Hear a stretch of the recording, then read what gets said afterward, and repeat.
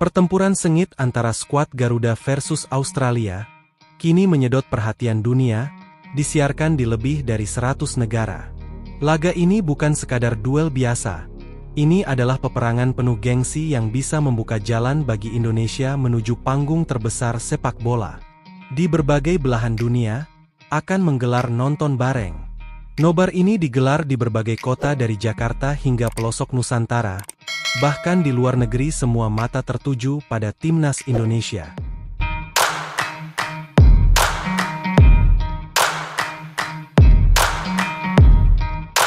Di tengah persiapan besar-besaran yang dilakukan tim Australia muncul ketakutan lain yang tak terduga. Bukan hanya dari performa timnas Indonesia, tetapi dari sebuah senjata yang tak terlihat yang digunakan supporter tanah. Pengamat sepak bola dan supporter Australia mulai mengungkapkan kekhawatiran mereka akan atmosfer magis yang bisa tercipta di stadion mereka sendiri. Mereka takut lagu kebangsaan Indonesia itu akan membangkitkan semangat terbiasa bagi pemain Garuda, dan justru menekan mental tim tuan rumah. Jangan remehkan kekuatan supporter Indonesia, mereka bisa wat stadion kami seperti bukan kandang sendiri, ujar pengamat sepak bola Australia. Walaupun Australia tetap merupakan tim kuat dengan pengalaman panjang di Piala Dunia, situasi saat ini membuka peluang besar bagi Indonesia untuk mencetak sejarah. Dengan skuad yang semakin solid, dukungan supporter yang luar biasa, sepak bola Indonesia telah mengalami transformasi besar-besaran. Dari strategi permainan hingga mentalitas pemain, semuanya telah berubah. Garuda kini lebih siap, lebih kuat, dan lebih ambisius dibandingkan sebelumnya. Pertanyaannya sekarang bukan lagi apakah Indonesia bisa menembus Piala Dunia 2026, tetapi kapan hal itu akan terjadi. Dengan strategi yang cermat, pemain-pemain berkualitas dan ambisi besar dari para pemimpin tim, Indonesia telah menunjukkan bahwa mereka bukan lagi tim yang bisa diremehkan. Biarkan waktu yang menjawabnya. Karena Garuda memang diciptakan untuk terbang tinggi dan sejarah tengah menanti. Salah satu lagu yang kerap menjadi simbol semangat juang supporter Indonesia adalah Tanah Airku.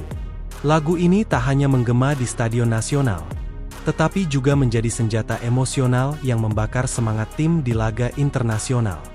Bukan sekadar nyanyian, tetapi sebuah pesan mendalam tentang kecintaan dan pengorbanan demi lambang Garuda di dada. Tak hanya pemain yang terbakar emosinya, bahkan pengamat dan presenter berita sepak bola dari Australia pun mengakui betapa dahsyatnya dukungan supporter Indonesia. Ia mengungkapkan bahwa bait sampai akhir menutup mata yang dinyanyikan ribuan supporter begitu membekas di benaknya. Selalu terbayang-bayang dalam hati saya, ujarnya dengan nada penuh kekaguman. Menariknya, meskipun warga asli Australia ini tidak memahami bahasa Indonesia, mereka tetap bisa merasakan energi yang disalurkan lewat nyanyian tersebut. Lalu, apa yang membuat mereka begitu tersentuh? Jawabannya sederhana, emosi yang tulus. Tak hanya terhanyut dalam atmosfer magis yang diciptakan supporter Indonesia. Ia bahkan sampai memutar ulang salah satu pertandingan timnas Indonesia bukan sekali, tapi berkali-kali. Setiap sorakan, setiap bait nyanyian, dan setiap momen perjuangan di lapangan seakan mengnotisnya. Membuatnya semakin sadar bahwa ada sesuatu yang berbeda dari Garuda. Saya ingin merasakannya lagi, ujarnya seolah tak bisa lepas dari euforia yang ditularkan supporter Indonesia. Dari Jakarta hingga Melbourne, dari Stadion Nasional hingga Arena Internasional, supporter Indonesia terus membuktikan bahwa sepak bola lebih dari sekadar olahraga. Ini adalah kebanggaan, identitas dan semangat yang tak akan pernah padam. Garuda bukan hanya bertanding di lapangan, tetapi juga terbang tinggi di dada setiap pendukungnya. Sampai akhir menut mata, mereka akan terus beranyatarkan dunia.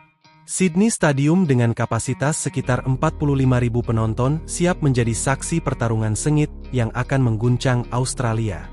Tak hanya dipenuhi supporter tuan rumah, ribuan pendukung Indonesia juga siap mengubah stadion ini menjadi lautan merah dengan nyanyian dan semangat tanpa henti. Saat peluit pertama dibunyikan, bukan hanya pertarungan di lapangan yang memanas tetapi juga atmosfer di tribun yang akan makar semangat para pemain. Ini bukan sekedar laga, ini adalah pertempuran gengsi, harga diri bangsa dan kesempatan emas menuju sejarah.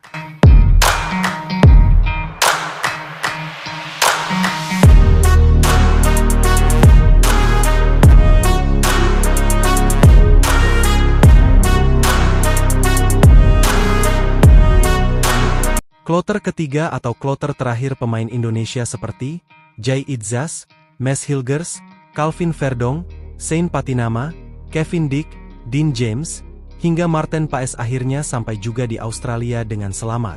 Dan seperti biasa, mereka langsung mendapatkan sambutan hangat dari sejumlah fans Garuda yang sudah stay di bandara.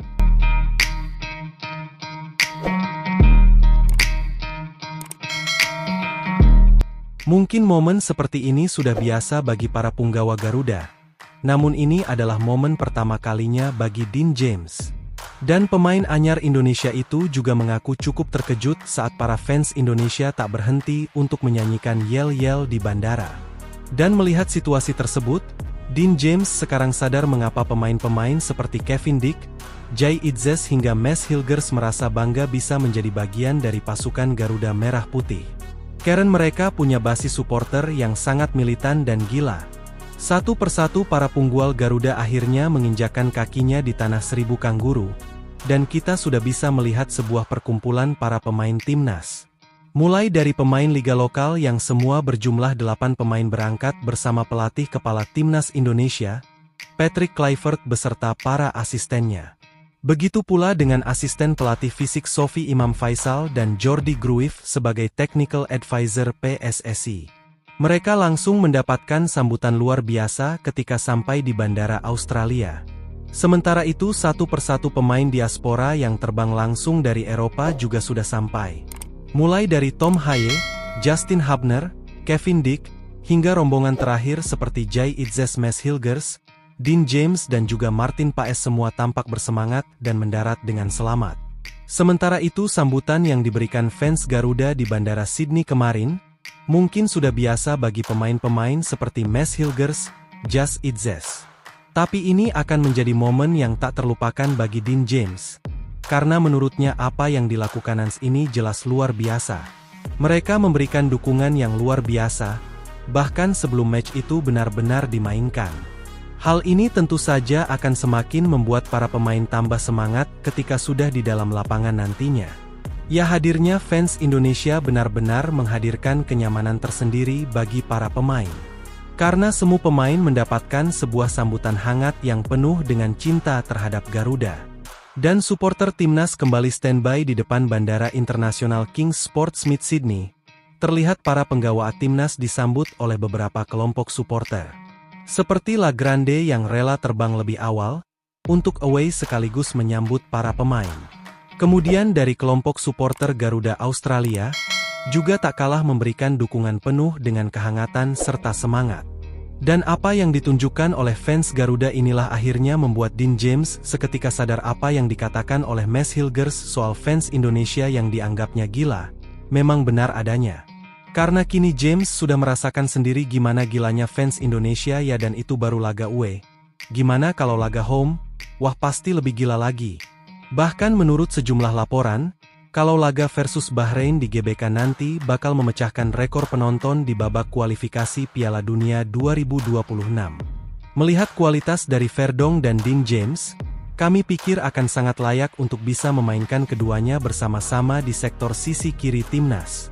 Masalahnya dua pemain ini memiliki posisi umum yang sama, yakni LB atau left back. Tapi tentu bukan berarti Patrick Kluivert tak bisa bereksperimen. Di sini maksud kami jika melihat kelebihan ofensif dari Dean James, bisa jadi Patrick akan menarik Dean lebih ke depan untuk menempati posisi sayap kiri. Dengan Verdong ada di full back kiri. Sebagai info, Dean James memang memiliki fleksibilitas yang menarik. Dean pernah bermain sebagai winger kiri di masa lalu. Dan di musim ini sebagai fullback, ia juga menunjukkan bahwa dirinya bisa beradaptasi di posisi lebih ofensif. So memainkannya sebagai winger bukanlah hal yang berlebihan. Sedangkan Verdong sudah terbukti sebagai bek kiri utama timnas dengan kemampuan bertahan dan mendukung serangan sama kuatnya. Ia bisa jadi anchor di belakang Dean yang fantastis. Dan untuk bisa memfasilitasi hal itu Patrick Kluivert bisa menggunakan formasi menyerang seperti 4-3-3 atau 4-2-3-1. Menurut kami eksperimen ini bisa membuat sisi kiri timnas lebih dinamis. Bahkan jika dibandingkan dengan Australia yang mengandalkan fullback seperti Aziz kuat tapi kurang eksplosif dibanding duet Dean dan Verdonk.